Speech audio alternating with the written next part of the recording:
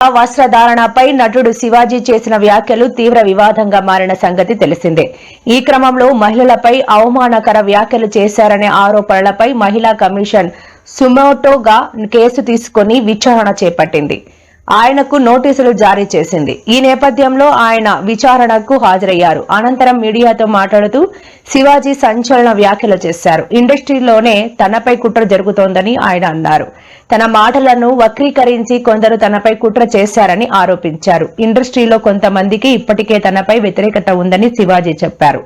Zoom meeting పెట్టుకుని మరీ తనకు వ్యతిరేకంగా మాట్లాడుతున్నారని ఆవేదన వ్యక్తం చేశారు.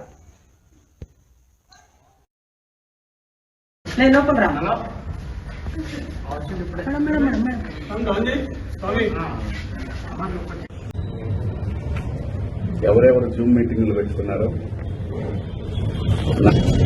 పొగుడుతూ ఉన్న నాకు షాకింగ్. ఇంత కుట్ర జరగాలన్నా నా మీద నేను అన్న పదానికి ఆ రెండు పదాలకి నేను ఆవేశంలో మాట్లాడిన దానికి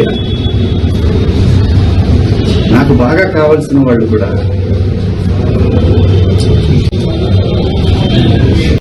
సో నాకు అర్థమైంది ఏంటంటే సలహాలు ఇవ్వటం మానుకోవాలి, సలహాలు ఇవ్వటం మంచి మాటలు చెప్పటం మానుకోవాలి.